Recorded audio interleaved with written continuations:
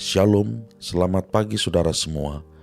Salam jumpa kembali dalam Renungan Pagi GKO Cibitung, Senin 19 Desember 2022.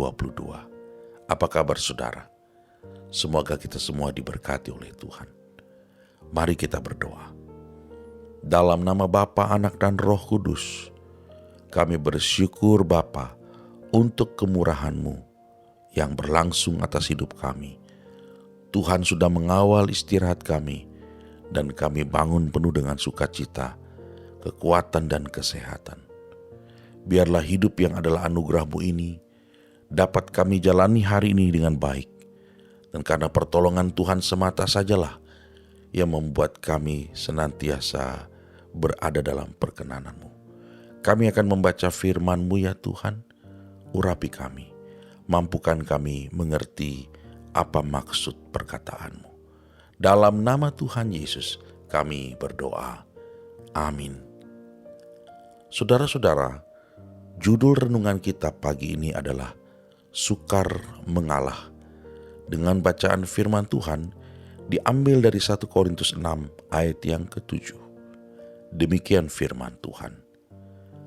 Adanya saja perkara di antara kamu yang seorang terhadap yang lain telah merupakan kekalahan bagi kamu.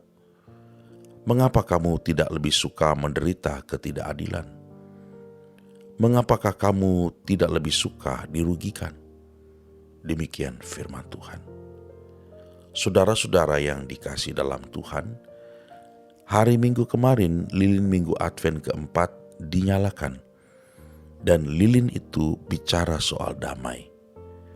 Ngomongin soal damai, maka kita harus bicara soal mengalah itu indah. Saudara-saudara yang dikasihi dan diberkati Tuhan Yesus, di dalam arena kehidupan, bila sedang menghadapi masalah, biasanya jarang ada yang mau mengalah. Memang susah untuk mengalahkan segala keegoan yang masih bersemayam pada diri kita. Tidak boleh mengalah, sebab akan dianggap kalah, dianggap lemah. Mengalah akan dianggap meruntuhkan martabat. Sulit untuk mengalah dan selalu ingin menjadi paling benar. Mengalah dianggap merendahkan diri dan menjadi bahan tertawaan.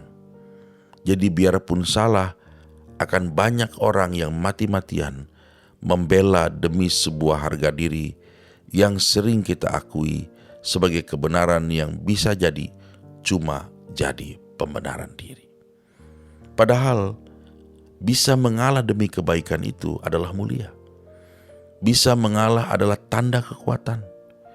Bisa mengalah demi utuhnya tubuh Kristus. Bisa mengalah demi kasih mula-mula. Tetapi gengsi dan keangkuhan seringkali berbicara lebih banyak, dan itu melemahkan. Permusuhan dan dendam akhirnya tercipta. Dinamika kehidupan yang akan terus ada adalah permusuhan. Dipikir-pikir, apa sih susahnya untuk mengalah? Tinggal bilang maaf kalau saya yang salah. Bolehkah saya mengasihimu kembali? Salaman, selesai. Mudah memang kalau sekedar menuliskan, apalagi cuman mengucapkan. Untuk mengatakannya hati terkunci dan mulut tergembok.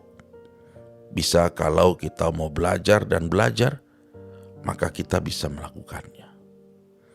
Sebetulnya kita secara alamiah adalah makhluk yang mementingkan diri sendiri. Jadi mengalah atau mendahulukan kepentingan orang merupakan sesuatu yang melawan kodrat manusiawi kita.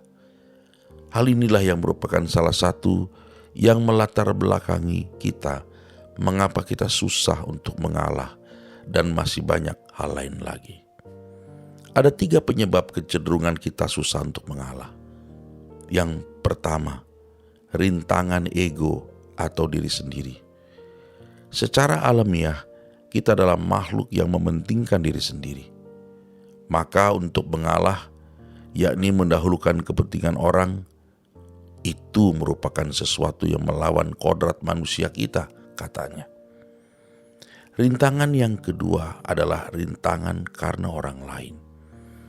Kita menginginkan pengakuan dari orang dan sikap mengalah dianggap sebagai kekalahan. Jadi waktu kita mengalah, kita berpikir orang melihat kita sebagai orang yang kalah.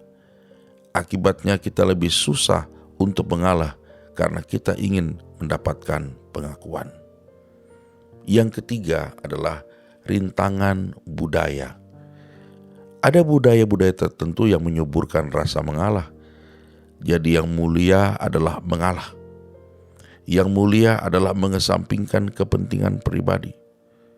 Namun, ada budaya-budaya juga yang justru menyuburkan sikap tidak mengalah. Budaya-budaya ini akan berkata, kalau dia mengalah berarti engkau menjadi seorang yang pengecut. Orang yang pengecut dikeluarkan dari budayanya. Daripada dia menanggung malu karena dianggap pengecut, akhirnya terpaksalah dia ikut menyuburkan sikap tidak mau mengalah agar tetap bisa diterima sebagai bagian dari budaya itu. Saudara-saudara yang dikasihi oleh Tuhan, ingatlah lilin minggu keempat Advent sudah dinyalakan.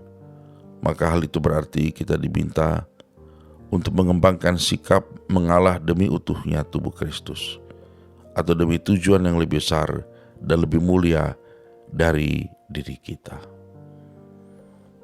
Bapa di sorga, mampukan kami memiliki kerendahan hati yang diikuti dengan sikap mengalah demi kebaikan, sehingga kami tidak saling mengeraskan hati, namun sebaliknya kami masing-masing belajar merendahkan hati satu sama lain.